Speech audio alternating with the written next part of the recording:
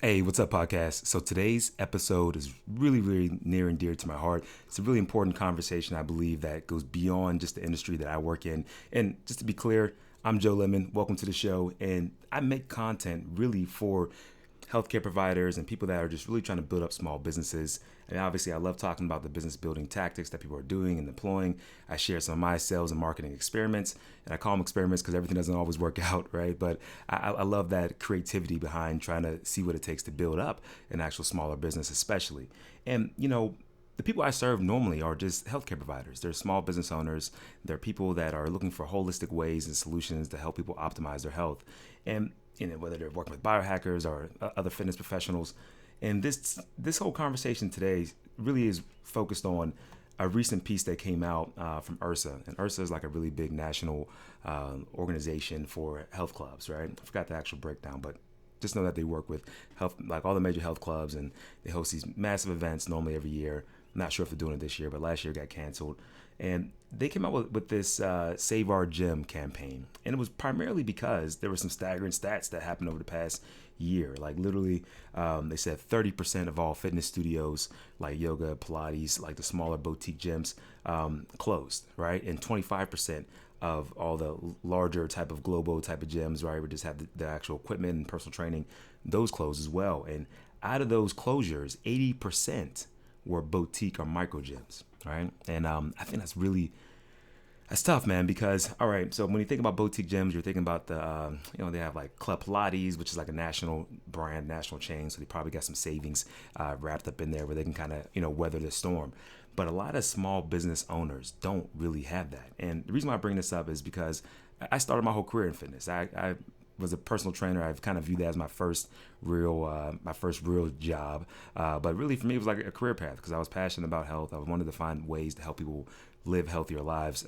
Watching my family go through so much lifestyle issues and like other type of chronic illnesses that a lot of our families have. That's why I got into it in the first place. It was something that I realized the importance of having passion and doing the work that you do. And so it's close to me because the campaign that they launched with IHRSA was really about trying to create a $30 billion fund where it's grants where they're kind of promoting to the government basically. They say, hey, create this fund for us so we can kind of save our gyms, right? They have a hashtag Save Our Gyms campaign that's floating around on Twitter primarily. And it's mainly for companies, all throughout the EU, but it's also here in the U.S. as well. And I wanted to address some of that concerns because there's some other ways I think that we should be looking at this. Not that they shouldn't try to petition for a larger grant to help save small businesses. I'm all for it. Go for it. We should definitely take all angles, right? However, I believe the solution to these issues are really it's a bottom up issue, right? And like for instance, my whole word for the year of 2022 was accountability, because there's so much power and control that we have within ourselves that we neglect sometimes. We hand off to other people to go do when there's things right in our own wheelhouse that we can control. Like, yes, you can go petition. Yes, I can go, like, for instance, I sell products. I can go petition someone to go look at my products, but I can't control it. But what I can do is control my activity. So maybe this guy's not interested, maybe, understand his needs and concerns, qualify, disqualify, move on to the opportunity that's best suited for me. Now, in small businesses, right? So if you own a gym, there's other ways for you to go about finding opportunities to keep your business alive, right? There's other ways and other things that people should be doing to really growing their actual practice. And I got a real tactical takeaway here. I posted this on Instagram and on TikTok, but TikTok's got, I'm a little funny about TikTok right now with all the attention that's going on globally. But either way, I posted this on LinkedIn, posted this on Instagram. If you're not connected with me, go find me over at Joe Alex Lemon. Any of those platforms, you can look me up. LinkedIn's my favorite though. And literally, I just said, look, man, there's a big opportunity because smaller businesses are going to need to really be focused on delivering quality work. I mean, being the best in your metro, the best in your zip code, the best in your town. And by doing that, I believe that you will help yourself attract the right partners. And from a biz dev standpoint, because I want to give some tactical takeaways. So knowing that so many health clubs are struggling and knowing that a lot of my clients are small business practitioners, right? They're owning the chiropractic clinics, the physical therapy places, the health optimization type of clinics, the IV labs, right? Those are my guys that I work with. Those regen medicine places. It's a perfect opportunity.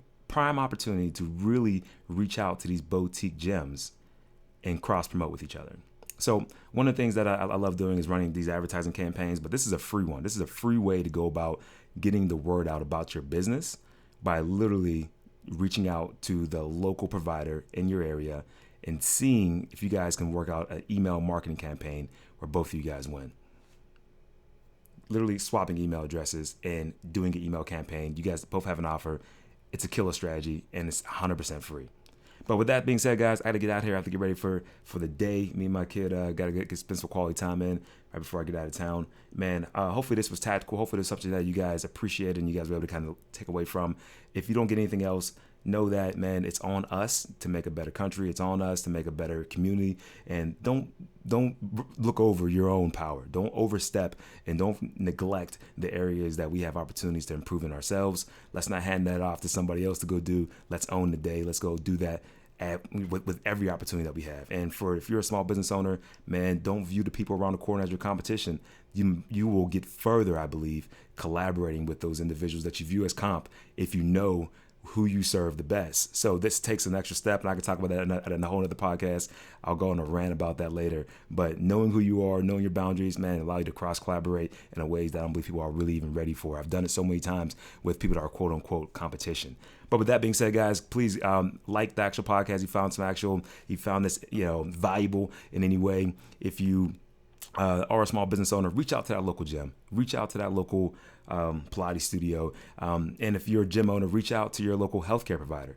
Reach out to the chiropractor. Reach out to that physical therapist and see if there's an opportunity for you to add value to their patient list and by you exposing them to your member list, right? And it could be done so simple, so easy, and it could be a win-win for everybody. It just takes a little bit of effort and not being scared to actually talk to a stranger. And you don't have to spend all this ad money blowing it on Facebook ads or dropping a ton on LinkedIn ads.